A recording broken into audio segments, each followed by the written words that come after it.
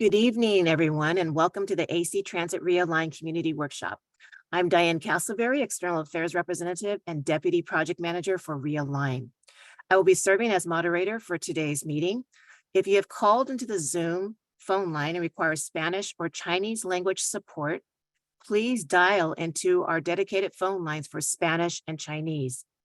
We apologize that Zoom phone lines only have capability for English-only listening and participation.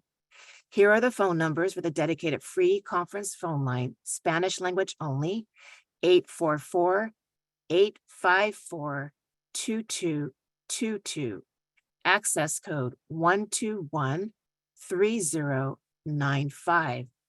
Spanish language only, 844-854-2222, access code 121-3095. And for dedicated free conference phone line in Chinese language only, call 844-844-0414, access code 598821. Chinese language only line, 844-844-0414, access code 598821. And now I'll have the interpreters to repeat this opening slide message, first starting with Denise in Spanish. Thank you. Buenas noches a todos y bienvenidos al taller comunitario de AC Transit Realign. Soy Diane Castleberry, representante de Asuntos Externos y subdirectora de proyectos de Realign. Actuaré como moderadora de la sesión de hoy. Si ha llamado usted a la línea telefónica de Zoom y necesita soporte en español, marque nuestra línea telefónica dedicada para el español. Lamentamos que las líneas telefónicas de Zoom solo tengan capacidad para escuchar y participar solo en el idioma inglés. Este es el número de la línea telefónica de la conferencia que es gratuita para español. Marque 844-854-2222 y ingrese el código de acceso 1213095. Para repetir, el número para marcar es 844-854-2222 e ingrese el código de acceso 1213095.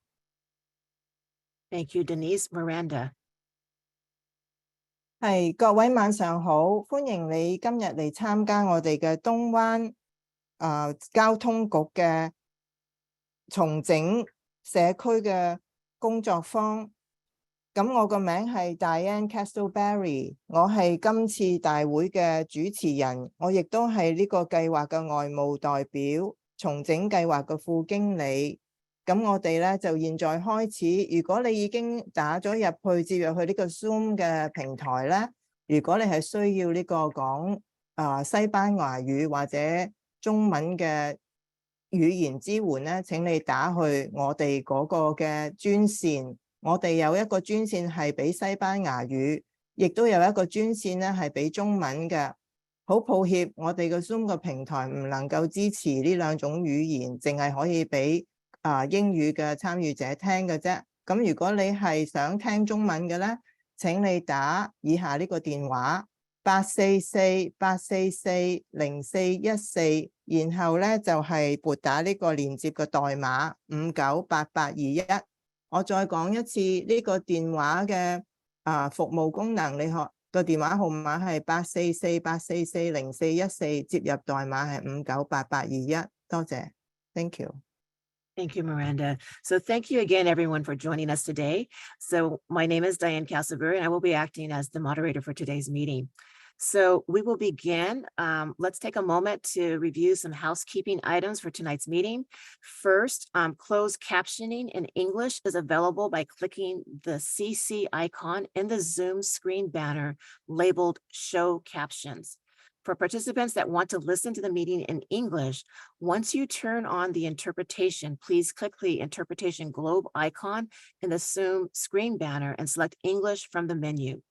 We have not turned on the interpretation globe yet. Please give us a moment to give the instruction in Spanish and Chinese. I will now hand it over to the Spanish and Chinese interpreters for instruction on how to join the meeting in these languages. Denise. Gracias a todos por acompañarnos hoy. Mi nombre es Diane Castleberry y actuaré como moderadora de la reunión. Antes de comenzar, tomemos un momento para revisar algunos artículos de mantenimiento para la reunión de esta noche. En primer lugar, los subtítulos en inglés están disponibles haciendo un clic en el icono CC en el banner inferior de su pantalla de Zoom con la etiqueta Mostrar subtítulos. Para participantes que deseen escuchar a la reunión en inglés, haga clic en el icono de interpretación, que es este globito que usted va a ver en la parte inferior de su pantalla, y seleccione el idioma inglés. Ahora se los entrego a la intérprete de chino. Thank you, Denise. Miranda. 係再一次歡迎大家參加今日嘅東灣交通局嘅重整計劃社區工作坊。我個名係 Diane Castleberry， 我係今日咧做呢個節目嘅主持人。咁喺未開始之前咧，我哋係講述一啲總務應該係點樣做呢個嘅，可以得到我哋嘅即時傳譯嘅服務啦。咁一陣間當我開咗呢個嘅平台上嘅翻譯功能嘅時候咧，你就會喺呢個屏幕嘅底部睇到一個地球儀。你睇到個地球儀嘅時候，你就會睇到有選項可以選 Chinese 中文嘅。如果你想聽中文嘅即時傳譯，咁你就撳中文 Chinese， 咁你就可以聽到我哋嘅傳譯員喺度即時同你翻譯中文㗎喇。唔該 ，Thank you。Thank you, Miranda. Iris, please turn on the interpretation feature in the Zoom screen banner. So we are now turning on the interpretation. Let's give everyone a moment to join their appropriate language channel. Please do as described earlier to join your language channel, and we will wait a minute for everyone to join their appropriate channels.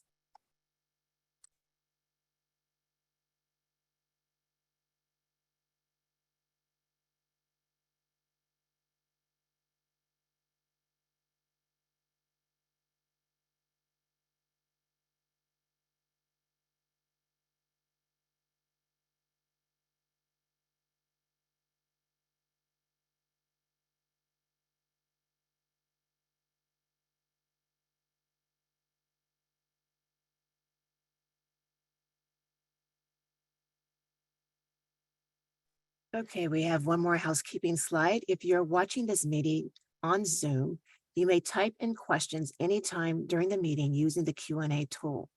Raise hands via the Zoom platform will not be called on.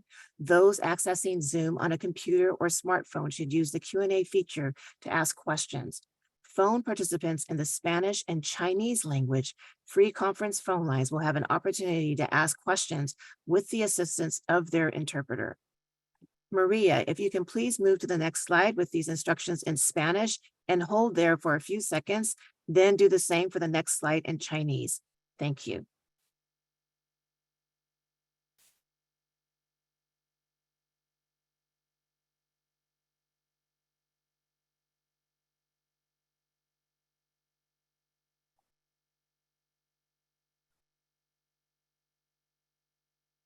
Okay, for tonight's meeting, first we'll hear opening remarks that will include an overview of AC Transit. Then we will provide background on the Realign project. From there, we will present the draft guiding principles and get your feedback through a question and answer session. We'll then wrap up by sharing next steps and how you can continue to stay involved. I'd now like to introduce Michael Hirsch, AC Transit's General Manager, to provide some opening remarks. Thank you so much, Diane, and good evening. Thank you for joining us tonight for an important discussion on AC Transit's bus service. We want to make our bus network thrive, and we want to make sure our bus network thrives and adapts to the demands and challenges we face today and well into the future. Tonight is about our Realign plan, a top to bottom review of every bus line in our network and how we deliver our service. As the Chief Executive of the Transit District, I will be the first to acknowledge that embarking on Realign when there is still uncertainty about our economy, our recovery, commute patterns is challenging, but we're determined that this is not insurmountable. Candidly, we need your help. That is why we're very happy to see that you have taken time to join us today for this conversation.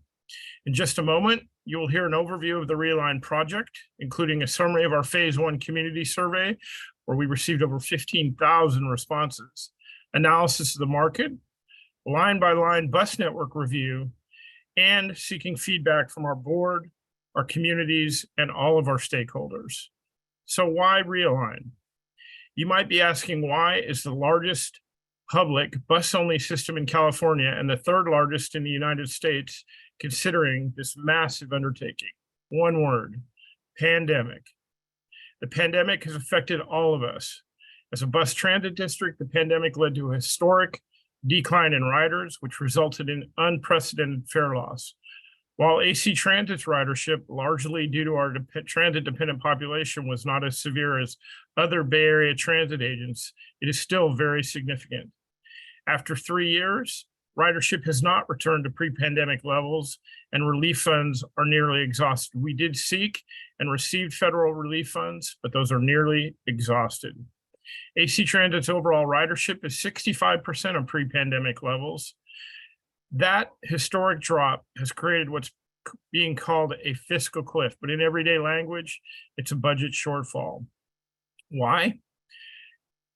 Candidly, the onboard fare boxes capture a small percentage of the dollars needed to operate our transit district. We rely on a variety of public funds, subsidies, and various support measures to support operations. Although we've tightened our belt fiscally, without a substantial increase in fare revenues and regional, state, and federal subsidies to fund operations, AC Transit may be forced to consider service cuts. This is the unwanted reality that we find ourselves in today, and certainly is not the desired or expected outcome. Before moving into the heart of the presentation, I wanted to take a moment to address why AC Transit is both a lifeline service and an economic engine in the East Bay. We do serve as a lifeline service. We operate the bus network 24 hours a day, 7 days a week. We run bus service from Richmond and Contra Costa County to Fremont in Alameda County, even into parts of Santa Clara County, across the Bay to San Francisco and the Peninsula. Here in the East Bay, we span across 13 cities and 8 unincorporated communities, 2.9 million riders a month, which translates to 34.6 million riders a year. We know through surveys and being in touch with our ridership that 65% of our riders are low income, 75% are people of color. More than 40% of our riders do not have access to a car. And it is critical. It's critical that I add AC Transit provides service to roughly 30,000 students every school day. This represents the pre-pandemic number of students we carry, but we see that number increasing as school resumes. We operate a fleet of 640 buses supported by 6 facilities and a workforce of over 2,200 employees. And we provide paratransit service with our partners BART throughout our service area known as the East Bay Paratransit. Additionally, for more than 20 years, we've been greening our fleet towards a zero emission future. We are well on the way to our goal of achieving 100% zero emissions by or before 2040. There will be time for questions at the end of the presentation. We really want to hear from you. Thank you for joining us tonight. Thank you for participating in this process. Thank you for helping us build our future transit service and to thrive. Back to you, Diane. Thank you, General Manager Hirsch. So just wanted to pause for a moment to just let people know in about 20 minutes, we're going to start our next portion of our presentation. We'll have an opportunity for public comment and questions and answers. And I want to take a moment to announce the language-free conference lines, both in Spanish and Chinese, just in case you did not catch them. So first, the dedicated free conference phone line in Spanish language only is 844-854-2222, access code 121-3095. The dedicated Chinese language only line is 844-844-0414, access code 598 821. So I'm going to pause here for a moment to give our interpreters a chance to kind of catch their breath. I did want to also recognize Lily Mosier of Congresswoman Barbara Lee's office, and Lisa, I just lost the person's name here, Lisa Williams from Assemblymember Mia Bonta's office. See if there's anybody else in this virtual space. Okay, so we're gonna go ahead and continue. If there are any other announcements, we'll make them later in the program. So I'd now like to turn it over to David Berman, a senior transportation planner who serves as the project manager, to provide a summary of the Realign project. David. Thanks, Diane.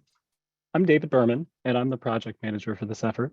So let's just talk a little bit about what Realign is all about. Realign is a planning effort that looks at what all of our buses do together, which is make up a network that people can use to get where they need to go. And we want to make sure that that network of routes does that for people really well. We'll look at routes and schedules to look at where and when we run bus service throughout the East Bay, and to see how we make sure buses go where and when a lot of people need them. And to do that well, we have to understand what might have changed since the last time we looked at all of this, the whole East Bay, which is about 8 to 10 years ago. And we've done a lot of hard work to understand what's changed. So let me tell you a little story about what we found. I first want to point out that to make everything visible and widescreen on a lot of these maps, north is to the left and not up, as is usually the case with most maps. And so what we're seeing from census data is that the East Bay has grown a little bit over the last decade or so, but not tremendously, 4% over 8 years. And then our best estimates show that we've shrunk a little bit since 2021. You can see in purple where we've seen population declines and some small pockets of where we've seen bigger growth in dark brown and in orange on the map in places like downtown Berkeley and downtown Oakland.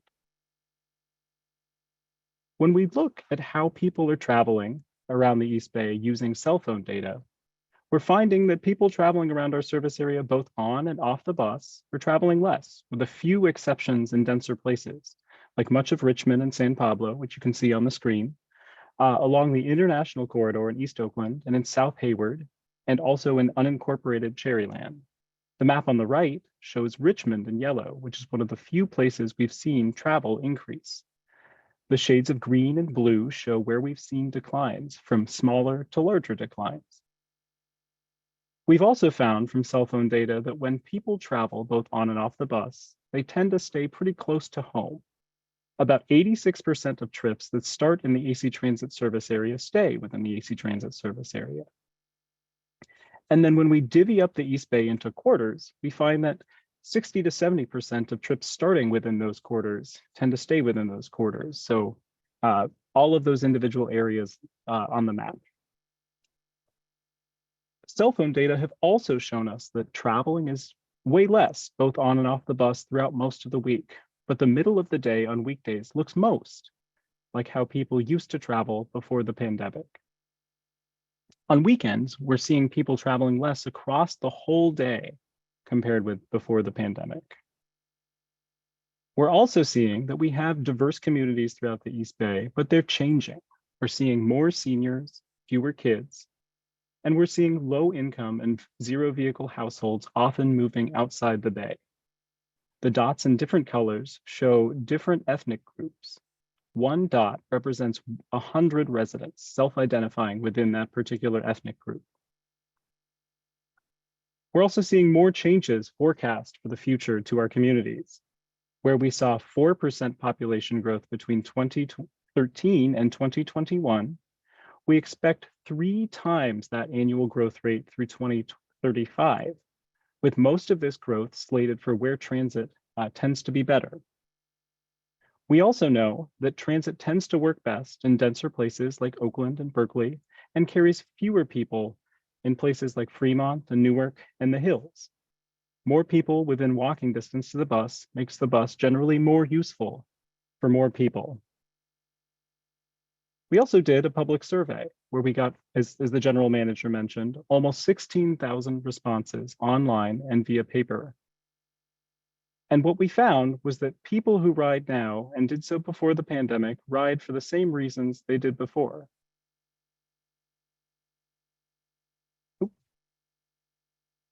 But they're riding less, and they still think that frequent bus service is really important over a lot of other trade-offs and priorities like walk distance. On weekdays, we found that most people want, or that people generally want more midday service most on weekdays and would want service on weekends during the day, on Saturdays, and then Sundays. So you just heard some highlights of what we found from our work earlier in the year. All of that work feeds into our draft guiding principles, which are a first cut at establishing our values for how we design our network options in the fall. Our market analysis looked at community demographics and how our communities have changed. The origin destination analysis looked at travel patterns both on and off the bus before and after the pandemic. The service assessment looked at how well our bus service has been doing and what ridership looks like. And our community survey in the spring asked questions to help understand people's transit travel and what they value in a transit network. Diane will talk a little more about this and what we've done to talk to people and help people understand what community members are feeling. We've also solicited lots of public feedback through in-person events and online and by phone. We also provided updates to our AC Transit Board of Directors at their regularly scheduled meetings, which are public, to seek feedback on Realign throughout this planning process.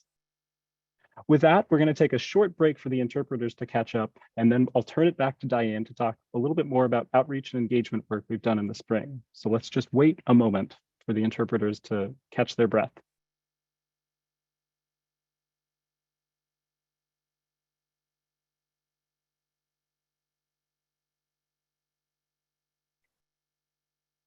And now I'm going to turn it over to Diane to talk a little bit more about outreach and engagement work. Thanks.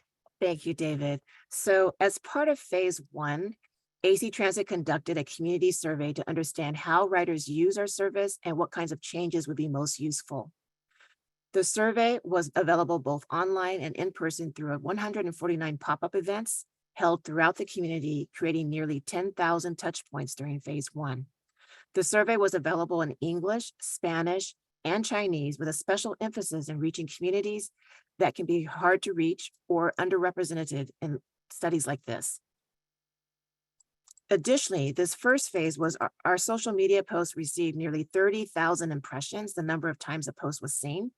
We received close to 16,000 survey responses, and this information is helping us to understand riders' existing needs and opportunities. As part of the phase 1 community engagement, we heard that riders' needs can be different across our service area. So we will be taking that into account as we develop our alternatives and recommendations. Now back to David. Thanks, Diane. So we're now in phase 2. And so phase 1 focused on gathering the kind of information we just shared and talking to a lot of people in the community about their experiences. Phase 2 is all about sharing what we found and talking about some draft guiding principles or core values to spark discussion based on what we're seeing in the data and what we're hearing from riders in our communities. We'll use what we hear today to bring the AC Transit Board some revisions to the principles, which we'll share in just a bit, for final adoption in mid-September.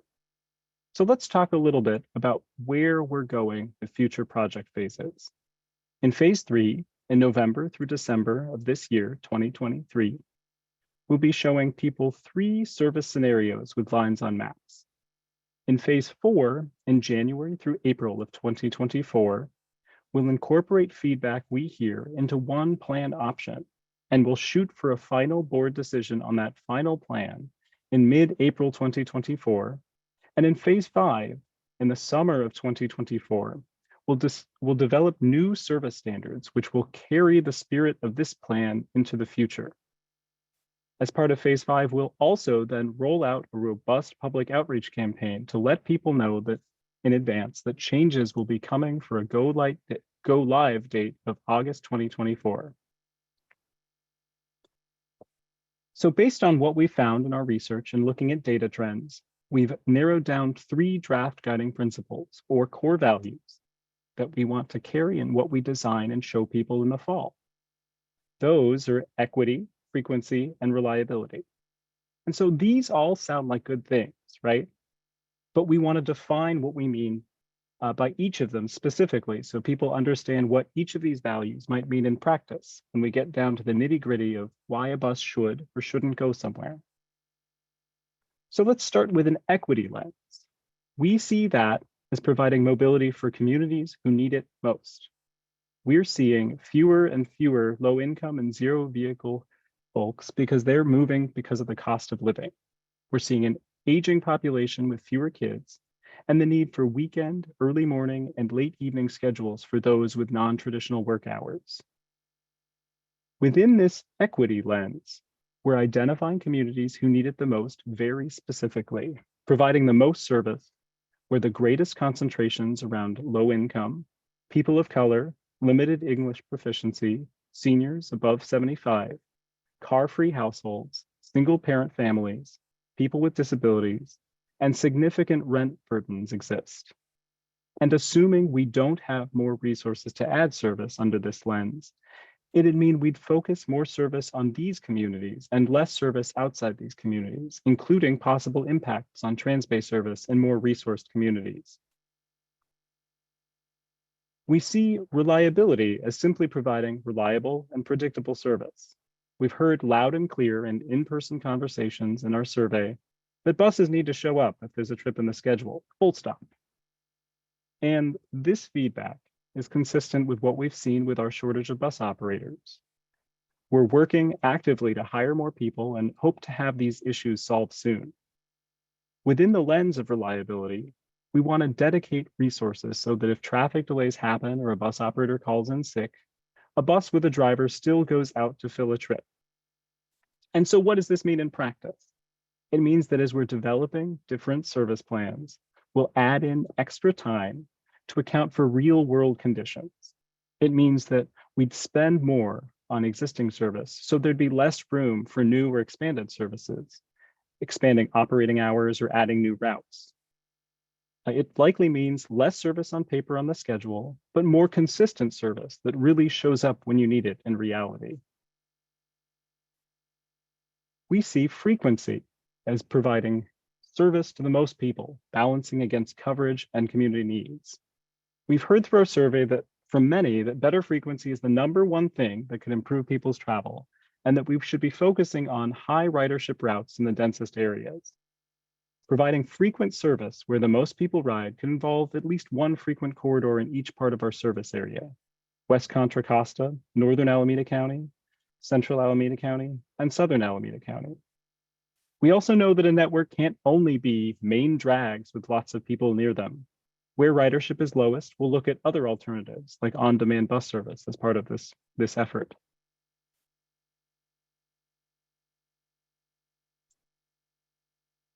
Thank you, David. So as mentioned, our phase 2 outreach around the guiding principles began in early July. We've had several community events so far and a workshop with AC Transit Board of Directors last month. Here's some of the feedback we have heard so far. Reliability is critical. We should include a visionary scenario for what service could be.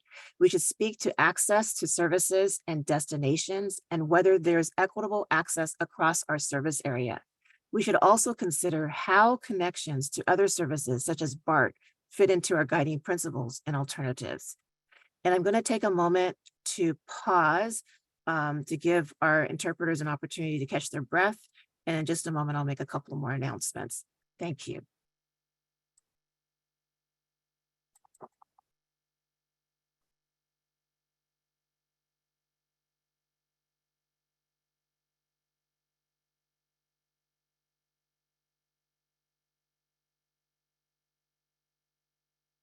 So I would like to take a moment to recognize 2 of our elected officials, Michael Alvarenga, representing Oakland City Council District 7, Treva Reed's office, and then also Celine Huang, District Director for Alameda County Board of Supervisor Lena Tam's office. Welcome.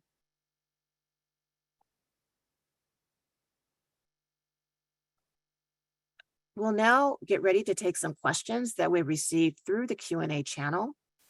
We are recording all of the questions received so that if we are not able to answer it now, we will still have your input. At this point, we are focusing on clarifying questions to help explain the principles. We are asking that you share additional feedback on guiding principles by sending an email to our project email address at realign@actransit.org. That's realign@actransit.org. Or by calling our project phone line to share your comments, which is available in English, Spanish, Chinese, and Vietnamese, and that will be shared at the end of this presentation. So again, we're going to pause here as the interpreters get ready for this Q&A session.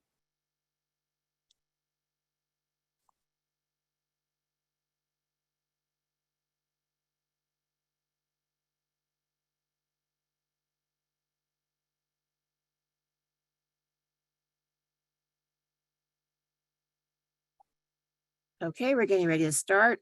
So if the panel can please make sure your cameras are on. So the first question is for David.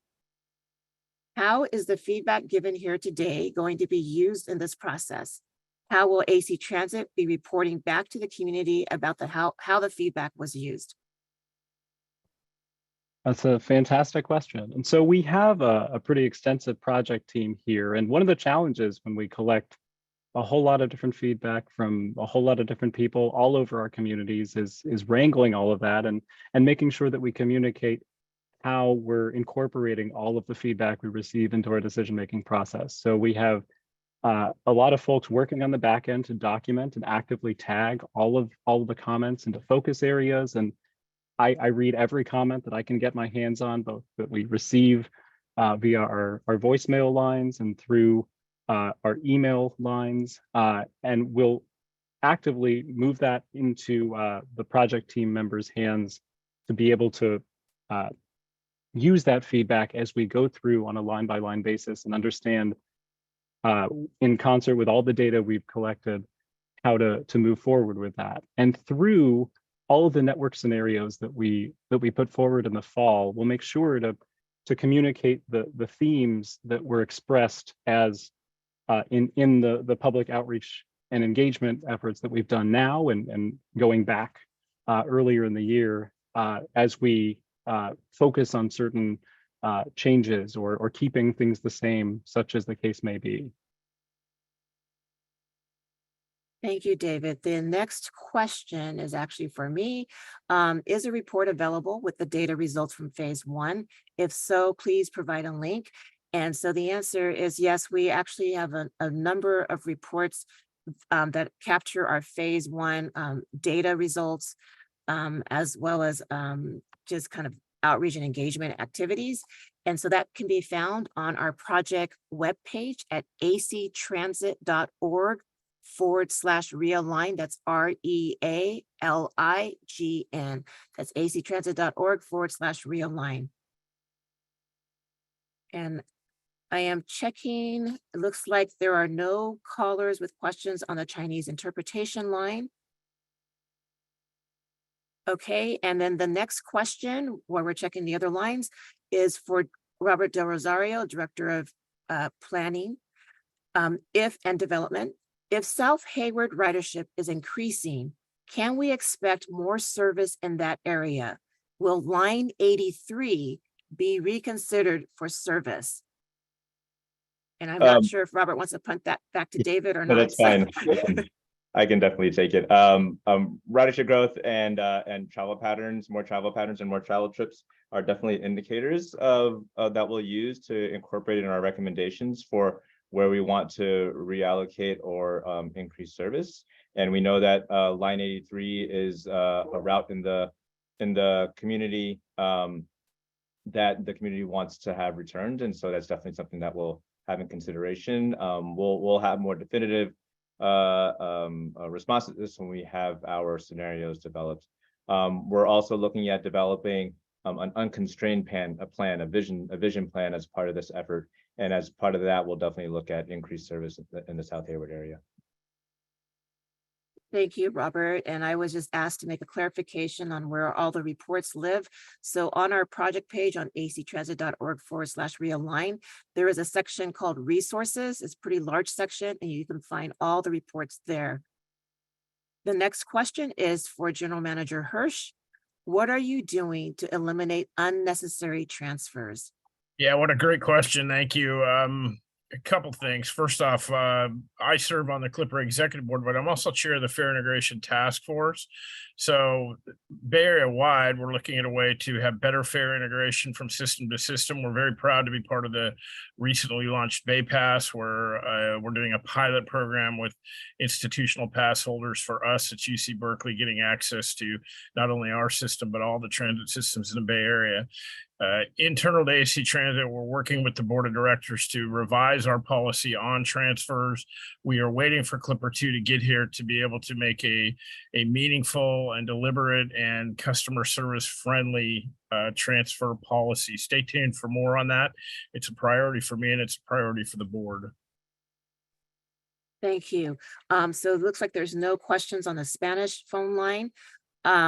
David Berman, can you talk a little bit about the unconstrained plan to kind of clarify what's going to be happening there to address the earlier question? And so we're really looking for a visionary scenario that looks at what things would be like if we didn't have revenue challenges, bus operator challenges. We want to plant the seeds for a network that really moves the needle on climate change, gives a lot of people options, and provides us something to aspire to, if that helps. And we have a lot of challenges in front of us, but we want to think big with this visionary scenario. Thank you, David. So the next question is actually for General Manager Hirsch. Can you go into more detail about the various things that people cared about when they referred to reliability? Is it a mixture of ghost buses, missed buses, late buses, infrequent service, missing connections, et cetera? Or do you know what people care about the most here? Well, first off, let me apologize for the reliability. The largest answer we heard is I need to count on my bus being there. If the bus says it's going to be there at 7:15 in the morning, I need to go out to the bus stop and have a reasonable assurance that the bus is going to be there. The industry is struggling. We have been struggling desperately. We've hired more than 81 operators this calendar year so far, and we will continue to charge full speed ahead to add as many operators as we can so that when that bus is scheduled, that bus will be there for you. But expanding on the question, and it's an excellent question, we hear everything from how can you have reliable Transbay service when you don't have a bus only lane or even carpool access to the Bay Bridge? This is something that we are collecting all the responses on. We continue to work with MTC and Caltrans to speed up our network. Now, it's not just the freeway network and Transbay service, but in the cities that we operate as a special district, we don't have control over traffic light timing and how the road network works. We do work very closely with the cities we operate through. We have various interliaison committees where members of the AC Transit Board meet with various elected officials from cities and from BART to work on these issues. We've had a very large TSP or transit signal priority program over many years to continue to really outfit as many traffic controllers in our service area as we can to at least hold a green for us or operate the lanes that we do operate on as efficiently as possible. So long answer, we're hearing everything. We want better connections with BART or better connections with any transit system, better time connections. We are working on some software in our dispatch system to better control how when AC Transit meets AC Transit, we get that right. We will continue the operator hiring and we'll continue to work regionally to try to get a more efficient network so that buses have true priority. I won't get on my soapbox about single passenger automobiles, but all of our stakeholders have a right and deserve to have a bus that can run on time. Again, I apologize for the reliability issues we have. Understand it's the #1 priority and continue to send your comments on this issue. Thank you, Mr. Hirsch. So next we have a question for David Berman, who is our Realign project manager. Why are you doing the service standards at the end of this project and not at the beginning to guide the process? That's a great question. And on service standards, it's really important for us to understand what's happening in the streets first before we go forth with setting the measuring stick by which we measure how we plan service and how we measure how we're doing. And one of the biggest reasons for that is that service standards aren't just about, well, what percent of the time should you be on time, but service standards are about all the kinds of service that we put out on the streets. So if we decide to run different kinds of express service, for example, this is really a visioning process that we're doing as part of this effort. So there are service models that we might not be looking at today, and we don't want to put the cart before the horse and set us up to only live in a smaller box before we've looked at all possibilities. And then we want to set the groundwork for the future after looking at all those different possibilities.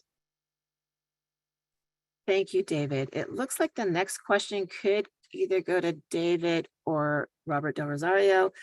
So here's the question. How are you measuring the benefits of redundancy of routes or multiple routes serving a single neighborhood?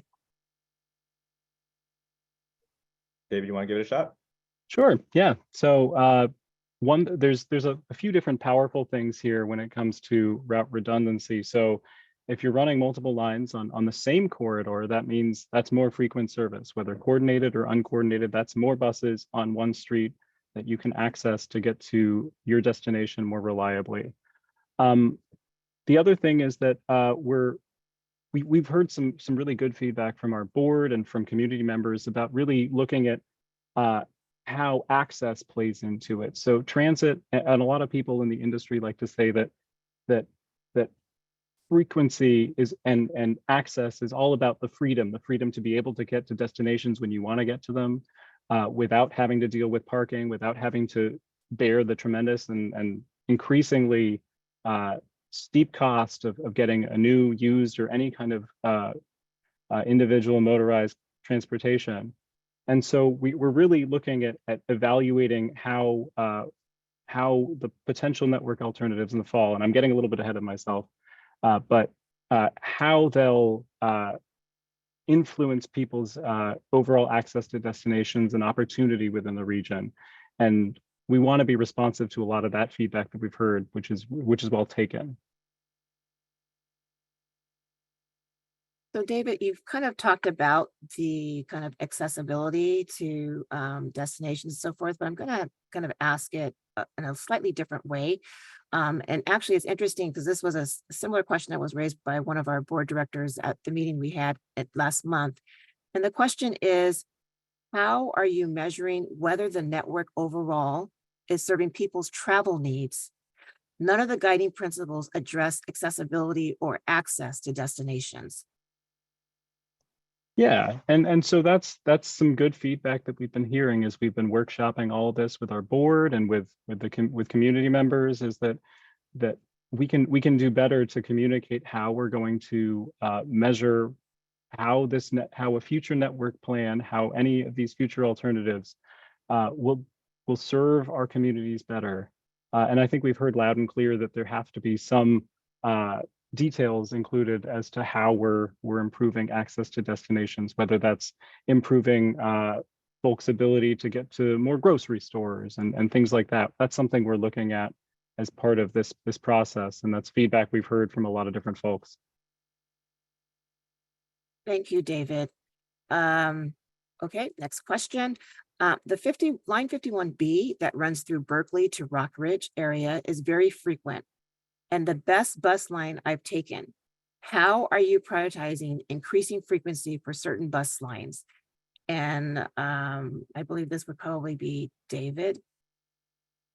So right now we're kind of at a high level as to how we'll improve the network. We're trying to get a sense of the guiding principles right now, which are that overarching that top level framework for how we'll get into the details going into the fall.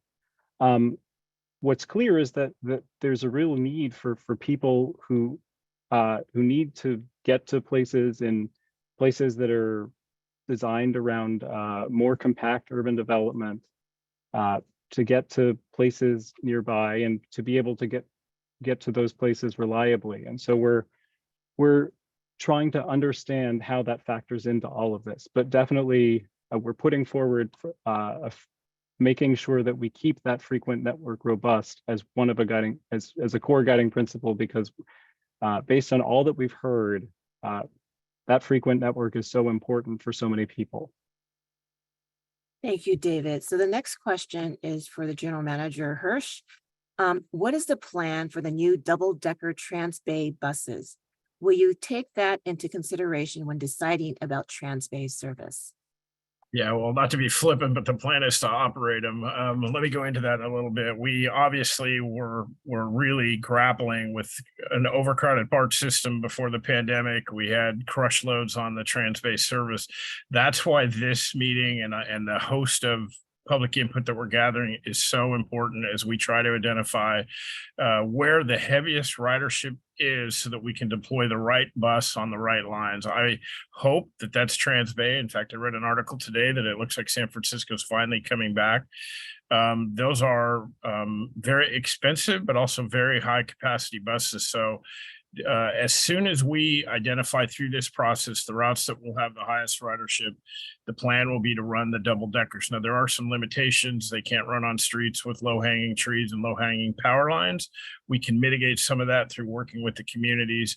The other thing I would point out is we are very proud that we just retired our oldest, what we call an over the road coach, the MCIs, Motor Coach Industries, and deployed a new state of the art over the road coach, also by MCI, that has significantly improved accessibility for those in mobility devices, what we call a vestibule, automatic wheelchair restraints, and large capacity. Those buses can operate on more of the network than the double deckers. So we have all of those out as we're literally taking delivery and putting them into service as quickly as we can. We have the double deckers and we actually have an option to purchase more, but we are pausing to wait and see how ridership recovers. I hope that answers the question. We really need folks to get out of their cars and get back to Transbay service in particular. That's an ideal level of service. Last thing I'll mention is we've been in communications really before the pandemic about potentially operating the Amtrak shuttle service from Emeryville into San Francisco. Now that business model has changed drastically. We don't have the capacity or the heavy ridership that we did, so we don't have the number of buses that we had, but it's certainly an opportunity. It's on the list. We've talked about and the board has been very clear that we're to provide an unconstrained plan so that as resources do come available, we can add more and more service. So long answer, I hope that answers the question. We're very proud of the double deckers. We want to get them back out there as soon as the ridership supports it. Thank you, General Manager Hirsch. So we do have another question here, but I'm going to take a moment to give our interpreters a breathing break. Because we're kind of moving quickly here through like rapid fire here. So let's take a moment to give our interpreters a break.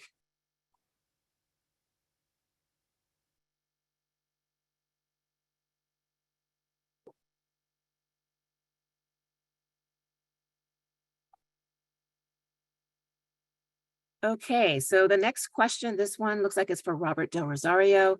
Can we get line 94 back for California State University East Bay? And I will add that I also heard that that line used to also serve Hayward High School students. Yeah, we due to limited resources, both financial and operator resources, we had to suspend a bunch of routes after COVID. And one of them, unfortunately, was line 94 due to its lower ridership. And so what we're going to look at in this plan is one is looking at reinstating some routes, but I think more importantly we want to look at the major attractors and nodes such as Cal State East Bay and Hayward High School and see how we can best serve them. Not necessarily bringing back line 94, but looking at what's the best service for those locations. And it could be line 94, it could be something else. Thank you, Robert. The next question is for General Manager Hirsch. Is expanding all-door boarding being considered as part of improving reliability? It takes a long time to board the 72 at busy stops. It's being considered. It is a policy decision for the board to make. We do have a staff report going to the board. I personally am very concerned about fare evasion. We do have pilots running on several lines where we have seen the increased reliability and decreased dwell times. This will be presented to the board, and I think will be a very robust discussion. It's important that we don't have rampant fare evasion or create a system that will allow for rampant fare evasion. So it's a difficult decision to be determined. Thank you. I just wanted to note that we noticed that there's a hand raised feature for at this moment by someone who's on the Zoom. Please submit your question in the Q&A so that we can be able to capture that and share that during the meeting. So the next question is for David Berman. How does the reliability principle translate into schedules and recovery time? How are you getting feedback from operators on making the schedules work better for them? That's a great question. And so the reliability principle, when we're talking schedules and recovery time, so recovery time being the amount of time after a trip from the first time point to the first place it starts at to the end of that trip, and then the time that we allocate for how much, if there's a delay or something happens during the course of the schedule, how much time we allocate after that for the next trip to start on time. And so what we're talking about is that we've heard a lot from not only our riders, but also from folks operating our buses that they need more time. We're seeing congestion rise, and that our schedules aren't catching up with that, but that has a cost. And so we have to make sure that we, as we're redesigning, as we're making our transit system, that we account for all of those costs actively. And there's a degree of buffer that we can incorporate into all of our assumptions when we're thinking about hypothetical possibilities. And so we want to make sure that we're generous with how we allocate that time. And one way we're reaching out to operators is through an operator survey that will be coming internally later on in the coming weeks. We're talking with union leadership to make sure that the questions we ask really address all the things that operators are seeing out on the streets and in the field that could help improve how customers use the system, how we as AC Transit, the district, as operators driving the service, as mechanics repairing buses, as all of us together can come together to improve how we allow and enable people to get to jobs, to work, to play, to opportunities. And so that's really what it comes down to. And so we'll also be following up with not only with that operator survey, but then we were slated to do a program of town halls in the fall. And that's something that we've at divisions that we've identified with both union leadership and then with our transportation management staff. And so we're really excited about partnering with the union and making operator feedback a really important fixture of this plan. Thank you, David. I'm going to take another moment to pause. We have a couple more questions here. Give our interpreters, because they are kind of moving back and forth and trying to interpret everything. And just so you know, the next question will be for Robert Del Rosario. So here is the next question. As a regional connector, how is BART supporting AC Transit during their Realign strategy to make sure timed connections are met? Yeah, great question. We've been coordinating pretty closely with BART on updates on the Realign plan. And if we have recommendations that come out of Realign that emphasize connections to BART, then we'll make sure that we can make those time connections with BART trains. This is particularly important on like late night service when you want to make those connections and not miss the last train or the last bus. I'd say in a broader scale, the transit operators in the region are are coordinating on more regional efforts to have better regional service. And part of that is BART informing AC Transit and other operators of their upcoming service changes in schedules so that we can respond accordingly with our own schedules, and probably doing a lot of the vice versa. And so we'll be looking at better ways that we can tighten up those connections and the process to make those time connections in our scheduling efforts. Thank you, Robert. Okay, so the next question is for General Manager Hirsch. How is operator hiring going? When will you have the operators you need to provide adequate service? So best answer I can give you is it's been a continuous struggle. One of the hardest problems I faced in this industry, and the entire industry is facing it. As I commented earlier, we've hired 81 operators this year, but we also have an aging workforce that's retiring. I appreciate the question because I encourage everybody to go to actransit.org/careers. We have a bonus for new operators that are signing on that pass training. We are competing with the UPSs and the Amazons and everyone else of the world in a very competitive market. I spoke to some school districts that are having the same problem. It's not just public transit. We can't find operators. And I will also just comment that being a bus operator is one of the most difficult jobs in the world.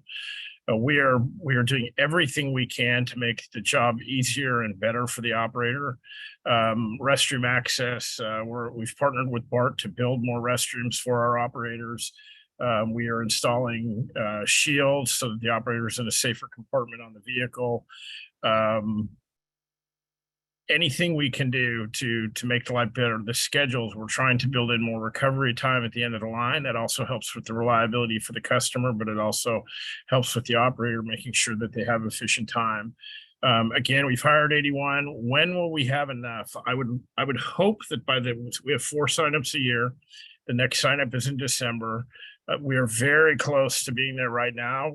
In addition to the 81 that we've hired, we have more than 50 in training right now, and we don't have any intention to stop hiring anytime soon. We want to continue to grow the ranks so that we can make all of our reliability, but also have extra buses so that when something happens out there, a delay on the freeway or delay on the bridge, that we can also respond to that. So I think by the December timeframe, we'll be at 100%. It's going to be really close. Our next sign up is in March of next year, and I'm confident we'll be there by then. actransit.org/careers. We'd love to have you come work for an incredible organization. Thank you, Mr. Hirsch. So the next question, and then we are going to bring on a caller, is Diane, what is your job title again? And what is David Berman's job title? So I am an external affairs rep, so I kind of work in government communications, but for this project, Realign, I am the deputy project manager, and David Berman is a senior transportation planner who is serving as the project manager for Realign. And so now I'm going to ask Tammy Kylo on our team to assist us with allowing Frank Welt to ask his question because he needs some visual assistance to provide his question. Tammy, can you help us? Yeah, Frank, go ahead and unmute yourself and you can ask your question. Since your presentation seems to be very visually orientation and I'm a blind person, do you have plans to target outreach for this project for the members of the blind community so that we can be provided information and give feedback in ways that are accessible to us as blind transit dependent citizens of the Bay Area? The answer is yes, Mr. Welton. We apologize that for this particular meeting that we don't have the Braille information. However, we are working with the Center for Resources and Independent Living, CRIL, and we also have our General Manager's Accessibility Task Force and also our Accessibility Office, who will be able to help provide that information to the different community-based organizations that we work with, and we'll reach out to you to find some other ways that we can make sure that all the information is provided in Braille for you. And I'm not sure if Tammy wants to add any comments to that since she works closely with the accessibility group. Frank, I was just wanting to double check with you. Are you looking for Braille for the slides or are you looking for text reading? I would prefer an accessible electronic document that conforms with accessibility guidelines. No, that we can do that. Thank you. Thank you very much, Mr. Welt. Okay, so we'll now take the next question. It looks like it's for David Berman. So the question is, will service to schools be prioritized in this process? Yes, so service to schools is something that we'll be looking at. We operate a robust school service program. We provide about, before the pandemic, we provided about 30,000 rides to school a day. And I can't quote the number off the top of my head as to what we're doing right now. But I would say that we're going to look at the network wholesale, and what that means is understanding where people are going for a wide variety of trips. Generally, in a process like this, we don't start with the school service, which tends to be more peaked demand in very specific times around morning and afternoon bell times, but we'll design a network around what we see as those key generators, and then make sure that we account for service to schools where live service can't accommodate them. So, for example, the way we operate service today on the MacArthur corridor in Oakland is that we operate a base service on MacArthur between the NL and the 57. And then we also layer on top of that service that serves really big school generators like Oakland High School at MacArthur and Park Boulevard. And so we wouldn't start with that school service first, but we'd start with that base layer of all-day service and then look at where we need to add capacity throughout the network. But rest assured, we're very acutely aware of how school service works and how important that is to all of our communities. And like I said, 30,000 kids ain't no joke. Thank you, David. It looks like we want to make sure that we can stay in touch with Mr. Welt. So I'm just checking here to make sure that Tammy, do you need him to get back on the line to share his contact information, or is there a way to communicate with him or capture his contact information to follow up with a phone call? I don't see Frank on here right now. Okay. But yes, I will go ahead and look for him to see how we can get that information to him. One thing he did mention that the barrier was he couldn't read chat. We do not have the chat turned on for this meeting at all. So that's why all the questions are being asked verbally. Yes, that's correct. Okay, thank you. Thank you, Tammy. So the next question is for the general manager. Have you thought about contracting your drivers out to a private contractor? The short answer is no. We have a contract with the Amalgamated Transport Union, but the longer answer is that the contract services are also struggling and they're not paying their drivers a living wage. They're not providing the benefits. We're proud that we do have and offer living wage jobs with benefits where an individual can take care of their family. There are agencies in California that went to contracted out service, and because the reliability was so poor, they've gone back to in-house service. I appreciate the question, but we are committed to continuing to work with our union employees to provide union quality of service. They have worked with us immeasurably to help us improve schedules and help us plan restroom locations and operator and customer safety. There's no intention to contract out any of our service. Thank you, General Manager Hirsch. The next question is for David Berman. How are you collecting? Oh, there's two questions for David Berman. So the first one is, will Realign result in a fare increase? The answer is no. This effort is separate from how we develop fares. The fares are set by our board, and this is a separate initiative that's focusing on service, on routes and schedules, where buses go and when. Thank you, David. So the next question is, how are you collecting data on trips that people can't take because transit doesn't serve it well? And what data sources are you using? That's a great question. So our community survey asks questions not only of bus riders, but also of folks from the broader community. But that's not the only thing that we have at our disposal to understand how people are traveling both on and off the bus. And if you look back, if we were to look back a few slides to the presentation, we have information from anonymized cell phone data. So basically cell phone data that's been scrubbed extensively to obscure people's specific locations, but it gives us enough detail at a neighborhood level to understand how people are traveling both on and off the bus, which is something that's really awesome for us nerdy planners to have for the first time. 10 years ago, 15 years ago, we really didn't have access to really comprehensive information about how people travel that could help fill in the gaps for how hard it is to get information about how people just generally travel. It's really easy for us to generally get information about our riders, relatively speaking, because we can just talk to them. We can go on our buses and talk to them, but people have busy lives, and getting them to talk about their transportation needs can often be really challenging otherwise. So the cell phone data is a great way to supplement there. Thank you, David. And it looks like Tammy was able to connect or get Mr. Welf's information, so she will follow up with him tomorrow with his questions. So the next question is actually for General Manager Hirsch. Have you considered autonomous buses since you're having trouble hiring drivers? I absolutely love that question. And the short answer is there's not an autonomous bus that's ready for primetime service. But I'd like to talk about the technology of our fleet. We have done pilot tests on safety features, similar to the features in the newer automobiles that help with lane holding and really collision avoidance. It's not ready for prime time, but we are certainly working with the industry to see that get here.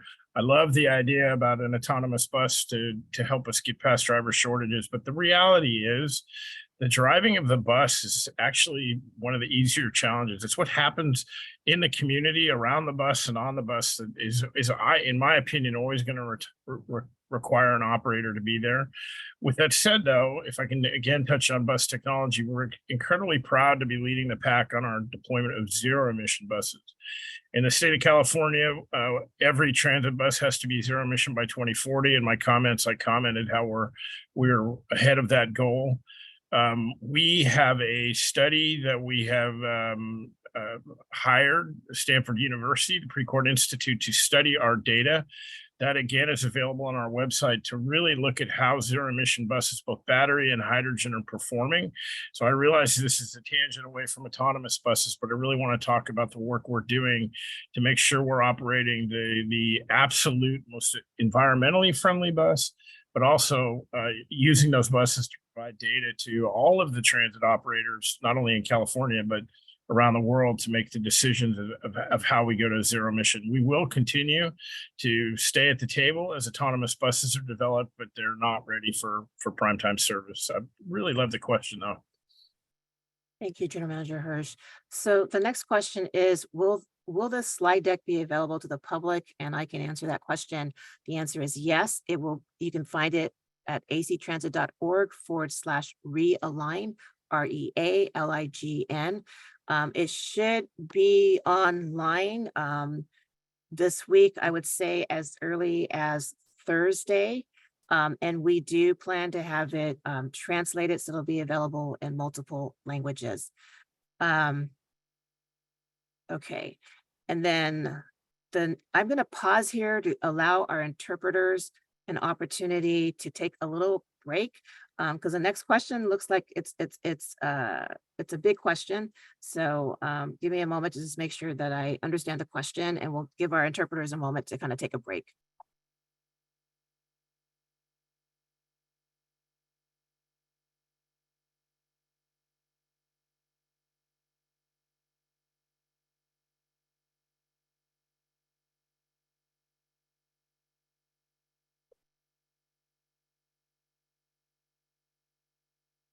Okay, so this question is for David Bremen.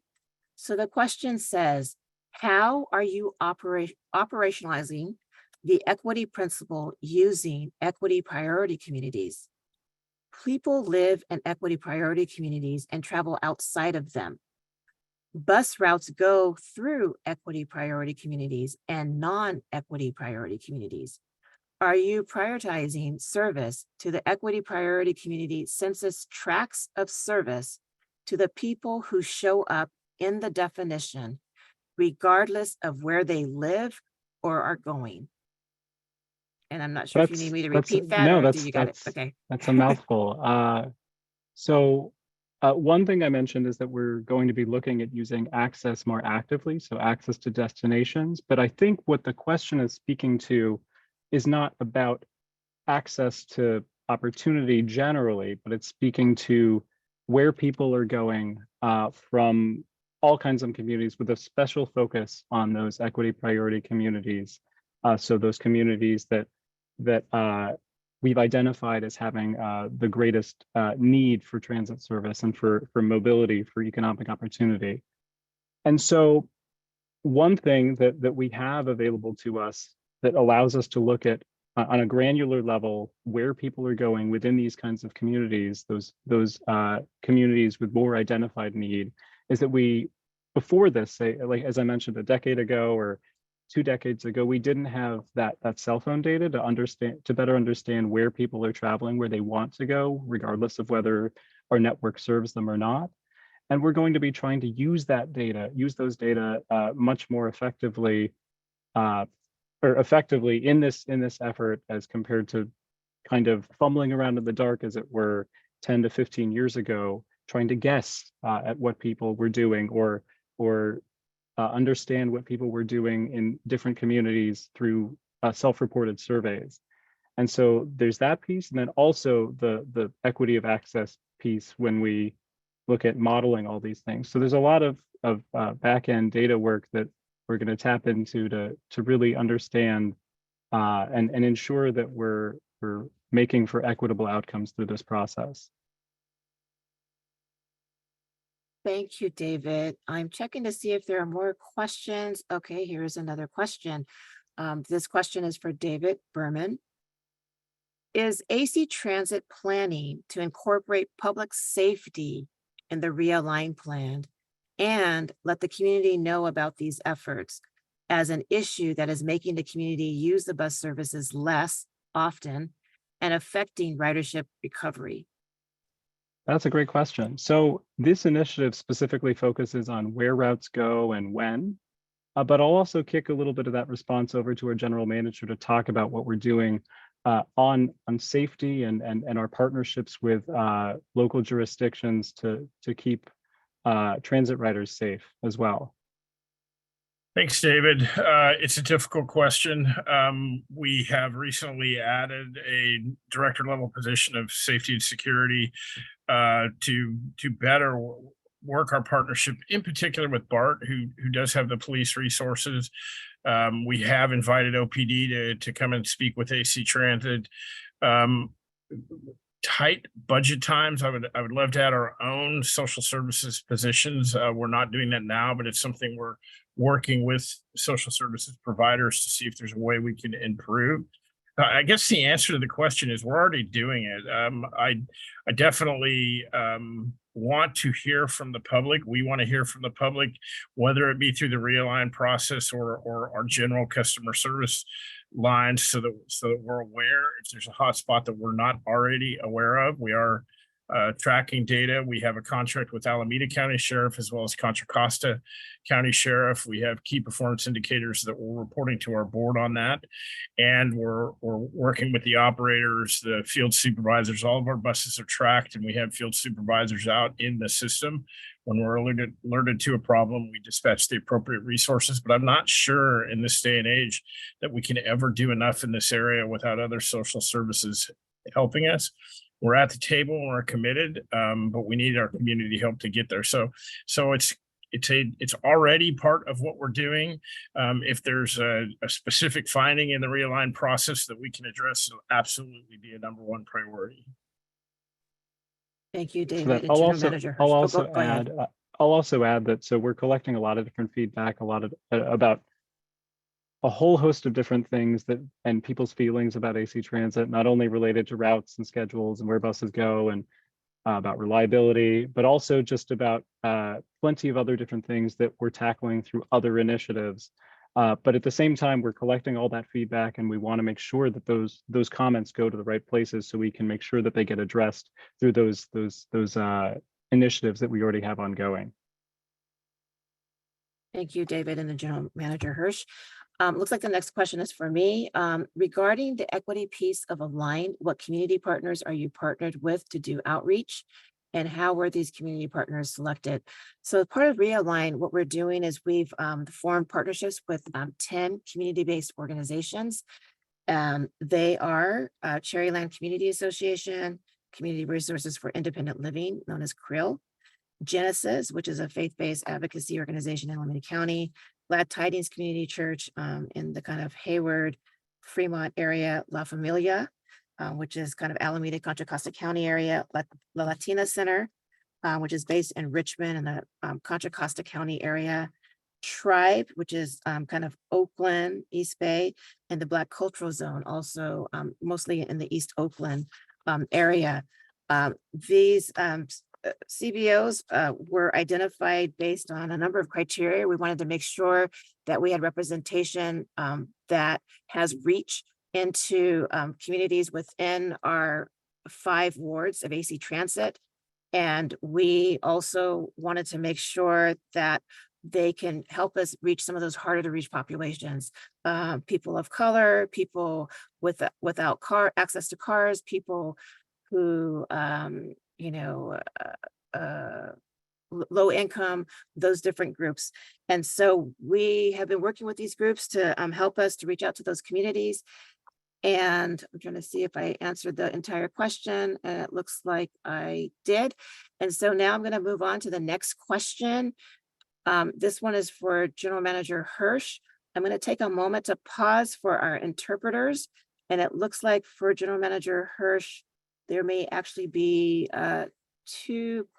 okay, so there's 2 questions, but they're kind of related. So let's just take a moment to pause for our interpreters.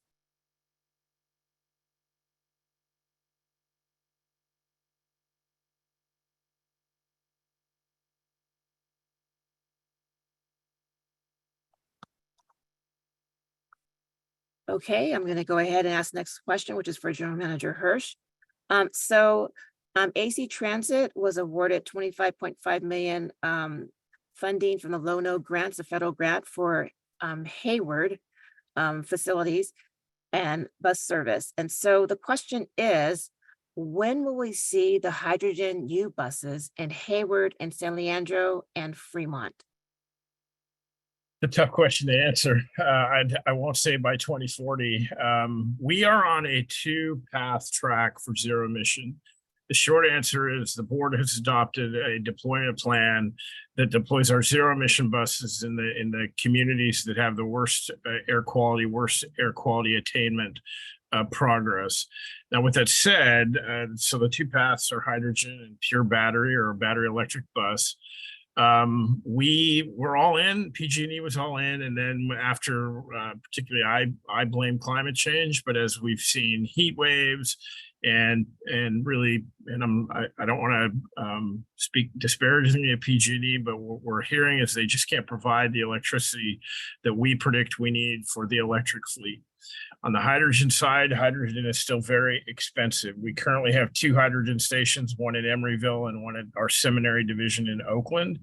The $25.5 million that's for low and low emission and zero emission vehicles and facilities will be used for our Hayward training facilities so that we can train our mechanics to be ready to maintain more than 600 buses that ultimately will be zero emissions. So the schedule for deployment throughout the entire operating district depends on the ability to procure hydrogen stations and the ability to procure electricity and charging infrastructure, all of which is on the electric side limited by the utility and also by supply chain issues, both for buses chargers and fueling infrastructure. So I wish I could give you a, next year, but it's just too nebulous right now to know that.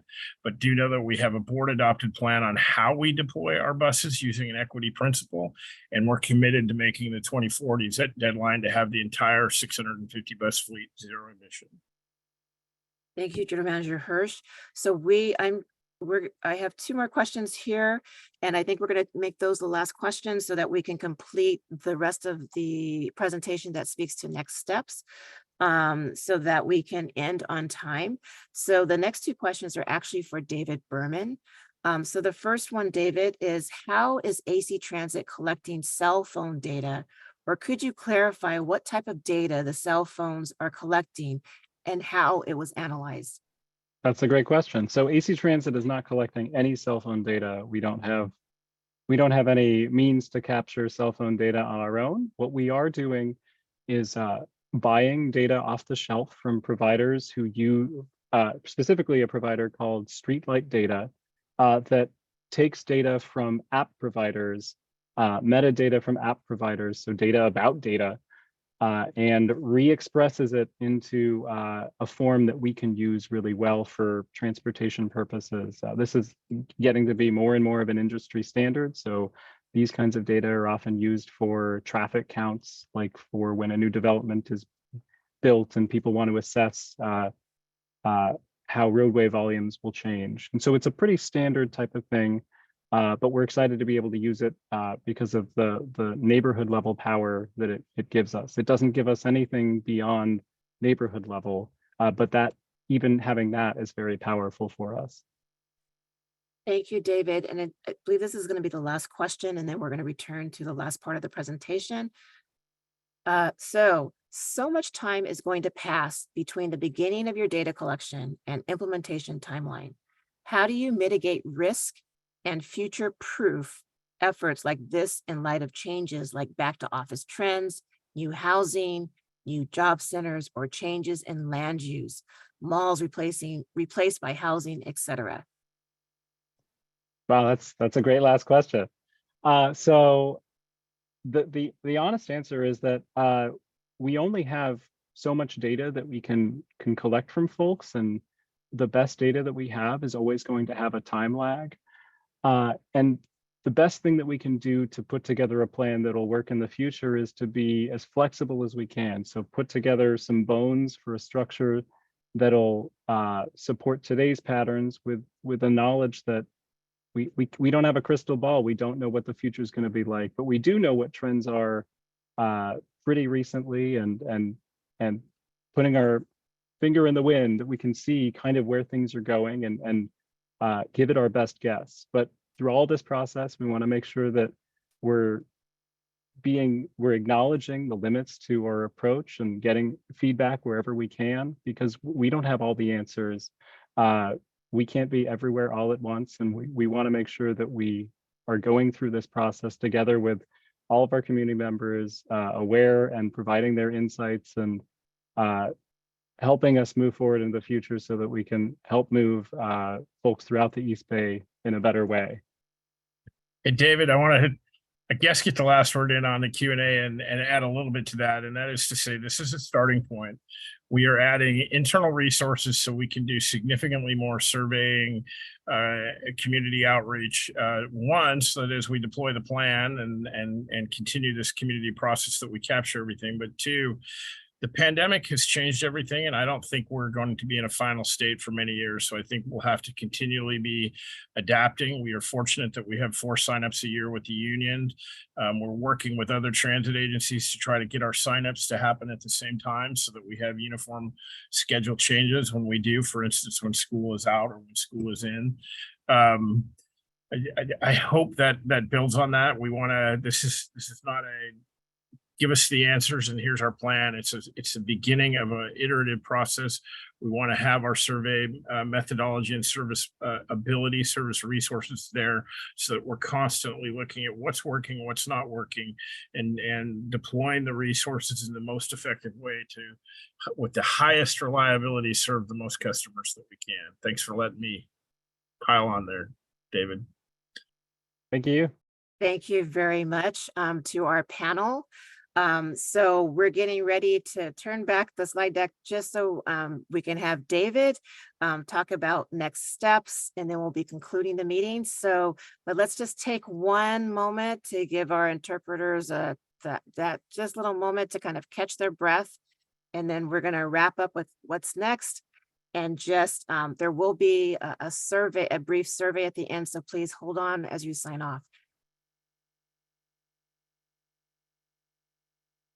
All right, David, please go ahead. Thank you.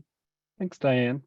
So looking ahead in phase 3, we'll be sharing service scenarios, so options with lines on maps in November and December of 2023. And then we'll incorporate that, all that what we hear, including what we've heard tonight, into a final recommended plan that'll go to our board of directors for approval in April of 2024. And then in the summer of 2024, we'll develop new service standards that is carrying the spirit of this plan into the future. And then we'll have some additional community engagement to let people know in advance that changes will be coming for that go live date in August 2024. I will turn it back to Diane to close us out and provide a little bit more information on how you can share your feedback. Thanks all. Thank you, David. So we're just at the final moment here. So on behalf of AC Transit, we would like to thank you for joining us this evening.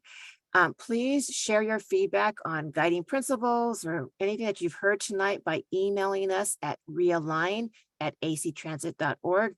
That's REALIGN@actransit.org. We have project phone lines for callers in English, Spanish, Chinese, and Vietnamese. You can also follow us on social media or reach us by mail. Please visit our project website, actransit.org/realign for updates and additional background materials.